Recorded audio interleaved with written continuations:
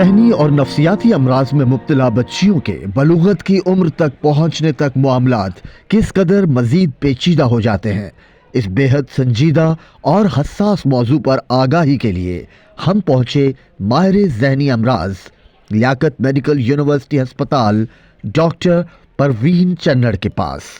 पहले तो जो ज़हनी अमराज हैं उनको अलग से डील करना ज़रूरी होता है, उनकी अलग से अलामात होती हैं। अच्छा, वो बच्चियां जो पहले से ही ज़हनी अमराज का शिकार हैं उसमें बहुत किस्म आ जाते हैं, जैसे एंजाइटी है, डिप्रेशन है, ऑटिज़म है, ADHD जिसको attention deficit hyper activity disorders हम कहते हैं, वो डिसऑर्डर्स हैं, या स्पेसिफिक स्कूल के जो डिसऑर्डर्स हैं उनमें मुब्तला है, उनको ऑलरेडी प्रॉब्लम चल रहा है। लेकिन जब वो प्यूबर्टी के स्टेज पे पहुंचती हैं तो ये प्रॉब्लम कभी कभार बहुत ज़्यादा बढ़ जाते हैं, जिसकी वजह से उनका डिस्ट्रेस लेवल बढ़ता है।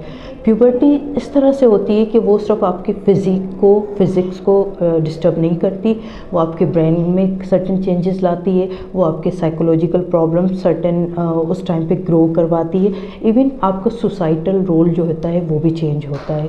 तो जैसे प्यूबर्टी आती है एक हार्मोन का सर्ज होता है, तो वो हार्मोन ब्रेन पे किस तरह से अमल करते हैं, किस तरह से असरअंदाज होते हैं, ये चीज़ समझने की बहुत ज़्यादा ज़रूरत है। ज़हनी अमराज में मुब्तला बच्चियों की तालीम और तरबियत के लिए कायम इदारे Batool institute of special students Hyderabad की बानी एल्फिया जूजर अली बलूगत के सफ़र के दौरान बच्चियों की निगहदाश्त कैसे करती हैं, आइए उनसे जानते हैं। हमने इनको कलर्स में डिवाइड कर दिया, रेड, येलो, ब्लू, पर्पल और ग्रीन में। तो हर बच्चा अपनी नौयत के हिसाब से होता है। ग्रीन में आते आते बच्चा ऑलमोस्ट जो है वो 10 to 12 के दरमियान में आ जाता है। उसके बाद आफ्टर 12 हम जो हैं वो गर्ल्स और बॉयज़ को अलग कर देते हैं। बच्चे को बलूगत तक पहुंचने से पहले ही ना कुछ चीज़ें पेरेंट्स का फ़र्ज़ है। अब मैं इसमें सिर्फ स्पेशल बच्चे को ही नहीं लेकर आऊँगी, मैं हर बच्चे, हर एज के बच्चे को पता होना चाहिए। तो क्योंकि हमारे बच्चे स्पेशल हैं, तो जितना मैं अभी वर्बली बोल रही हूँ वो इतनी चीज़ों को नहीं समझ पाएंगे। तो हमने बच्चों के साथ काम करने के लिए विजुअल को यूज़ करना शुरू किया, और हमने फ्लैश कार्ड यूज़ करना चाहिए। मैं जैसे आपको यहाँ शो करवाऊँगी कि जब बच्चा छोटा ही है हमारे पास ना, हम उस एज में उसको ये कार्ड दिखाना शुरू कर देते हैं। इसकी प्रॉपर मैं अपने टीचर्स को ट्रेन करी हुई है उनको, कि इन बच्चों के साथ देखिए, मैं बच्चे को कार्ड दिखाऊंगी कि बच्चे के साथ इसके साथ स्टोरी बनाकर किस तरह तक उनके माइंड में, क्योंकि देखें बलूगत से पहले ही बच्चे को चीज़ समझाना बहुत ज़रूरी है कि आपके प्राइवेट पार्ट कौन से हैं और आपका गुड टच और बैड टच कौन सा है। मैं सेशन लेती हूँ तो मैं बाकायदा बच्चों को हाथ लगाती हूँ, कौन सा टच है, this touch good touch, this touch no it's bad touch. तो ये बच्चे को अब पता चल गया है। देन इस पता चलने पे यहाँ तक बच्चे को हम इतना बना देते हैं कि उसको गुड टच बैड टच पता हो। अच्छा, हमारे यहाँ एक स्टिग्मा अटैच होता है ना कि ज़हनी सेहत पे बात नहीं करनी है, प्यूबर्टी पे बात नहीं करनी है, बलूगत पे बात ही नहीं करनी है, इवन लोगों को पता न चल जाए। ये हमारे हाउस होल्ड से चीज़ें शुरू होती हैं। मदर्स हमारी इतनी वेल लिटरेट नहीं होती हैं, उनको इतनी इन्फॉर्मेशन नहीं होती है कि वो बच्चों को पिकअप करें, उनके पास इतनी अवेयरनेस नहीं होती है। लेकिन एक बच्ची का ख्याल, एक बच्ची के लिए रोल वहीं से स्टार्ट होता है। जैसे बीइंग अ पेरेंट्स, आपके अपने बच्चों को करीब रखना बहुत ज़रूरी होता है। वो सिर्फ जिस्मानी तौर पे नहीं, ज़हनी तौर पे उनके रवैयों को समझना ज़रूरी होता है। अच्छा, जैसे जैसे प्यूबर्टी आती है, चेंजेस आते हैं, तो अगर एक अच्छी माँ होती है तो वो अपनी बच्ची को पहले से इन चीज़ों के बारे में इन्फो केयर देती है, उनको समझाती है कि ये एक नॉर्मल फिजियोलॉजिकल प्रोसेस है, हर बच्ची को इससे गुजरना होता है और उस दौरान उसमें ये तब्दीलियाँ आ सकती हैं। तो जब इस तरह का माहौल बच्चों को घर में मिलता है तो उन बच्चों में डिस्ट्रेस लेवल या उनका जो प्रीवियस साइकेट्रिक प्रॉब्लम है या साइकोलॉजिकल इशू है वो डिस्टर्ब होने के बहुत कम चांसेस होते हैं। नॉर्मली तो बच्चे, जब हमें घर से कॉल आ जाती है कि ये सिलसिला शुरू हो गया है, तो फिर यहाँ पर टीचर काउंसलिंग करती हैं, और कुछ चीज़ें जो है वो मैं मदर को पहले से ही करती हूँ कि अगर बच्ची है तो इनके अब अंडरगारमेंट्स आप पहले से ही वेयर कराना आप शुरू करवाएं, ताकि उस वक्त तक उस स्टेज पर आने से ना वो इरिटेट ना हो। देखिए, आपको आदत है कि आपने वेस्ट पहनी हुई है नीचे, ठीक है ना, अगर किसी की वेस्ट पहनने की आदत नहीं होगी तो मैं अचानक ही उसको वेस्ट पहनाऊंगी तो वो बच्चा उठाकर फेंक देगा। इसी तरह आपकी फुल अंडरगारमेंट की अगर आपको शुरू से आदत होगी, मेरे पास अब जो भी आता है चाहे मेल हो चाहे फीमेल हो बच्चा, मैं उनके पेरेंट्स को कहती हूँ कि अंडरगारमेंट मस्ट है। आप अगर उसको बचपन से वो आदतें शुरू करवा देंगे तो एक जगह पे आकर आप देखिए, एक चीज़ तो बच्चा पहन रहा है, फिर उसके साथ आहिस्ता आहिस्ता फीमेल बच्चियों की मदर्स को मैं कहती हूँ कि और जो चीज़ें ज़रूरियात है वो आप पहले से इनको करवाना शुरू करें कि ये इस तरह है, ये इस तरह है। और वही वाली बात है कि हम अब उस वाले दौर से निकल आए हैं जो शायद आपका और मेरा दौर था कि मम्मा से ये बात नहीं करनी, और मम्मा को बताएंगे तो क्या नहीं, आप अपने बच्चे का पहला, और माँ भी नहीं करती थी हमारे वक्तों में, माँ भी नहीं करती थी, वो बड़ी बहन या खाला या दादी मतलब फुप्पो कोई इस तरह के आकर नहीं, माँ कहते नहीं। आप अपने औलाद के सबसे अच्छे दोस्त हैं, जो आप अपने बच्चे को देंगे वो कोई नहीं देगा। बच्चों में ये होता है कि वो अपनी चीज़ें किससे शेयर करें, वो स्पेसिफिक टीचर्स की ट्रेनिंग नहीं होती है, टीचर्स को इवन ये तक पता नहीं होता है कौन सी बच्चियाँ एट रिस्क है ना, ताकि वो कहाँ से हेल्प सीख करें, ये इनको पता नहीं होता है।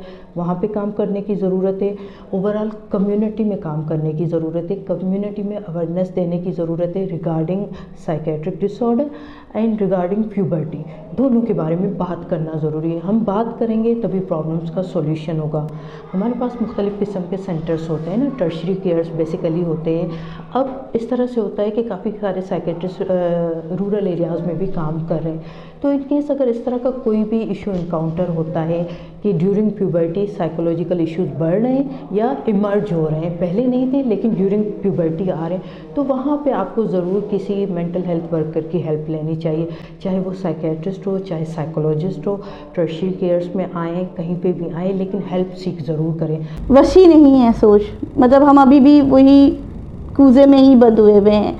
तो लेकिन ये है कि हमारा अगला प्लान है इस साल का कि हम अब ये मदर्स के साथ तो एटलीस्ट शुरू करेंगे ताकि उनको ये चीज़ें वो घर में भी इस तरह से अपने बच्चों को लेकर चलें और बच्चों के साथ इस पर काम करें। क्योंकि देखिए स्कूल का तो एक टाइम है, सम टाइम बच्चा स्कूल से, तो हम चाहते हैं कि पेरेंट्स के पास भी वो नॉलेज होनी चाहिए कि वो अपने बच्चों के साथ किस तरह से रहें।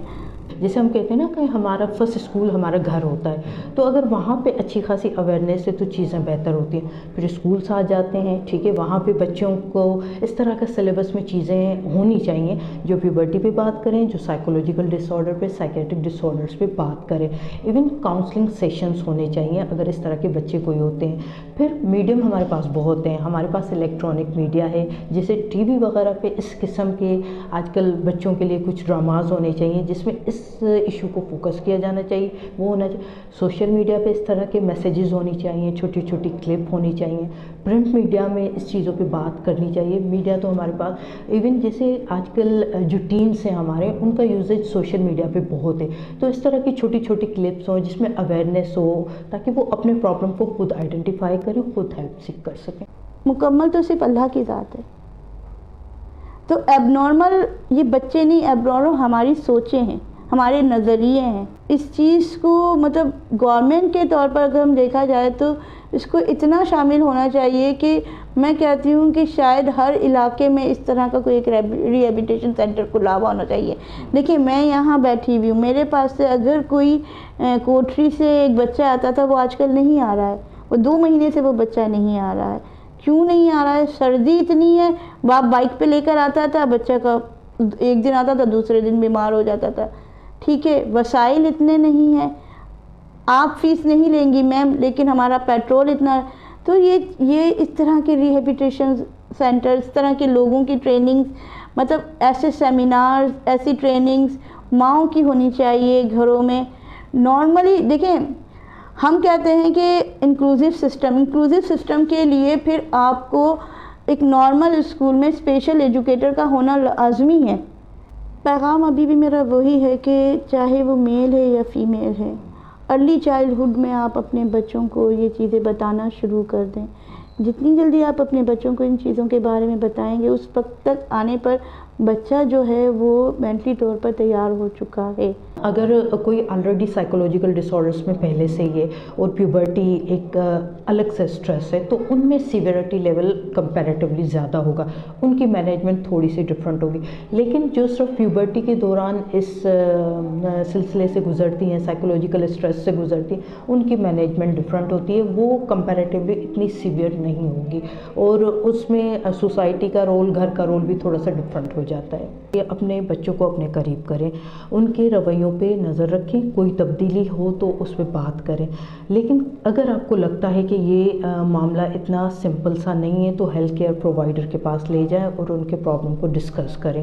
दूसरी बात, गवर्नमेंट से ऑब्वियसली के जो हैं हमारे पास डॉक्टर्स की शॉर्टेज है और मेंटल हेल्थ वर्कर्स की तो बहुत ज़्यादा है, तो उनके लिए कुछ अपॉर्चुनिटीज़, कुछ जॉब्स क्रिएट की जाएँ और हमारे बच्चों को बेहतर मुस्तकबिल दिया जाए। हमारे माशरे में हसास मौज़ूआत को महदूद रखना और उन पर बात करने को ममनू समझना मसले की पेचीदगी बढ़ा रहा है। बात कीजिए, क्योंकि दिलों की उलझनें बढ़ती रहेंगी अगर कुछ मशवरे बाहम ना होंगे।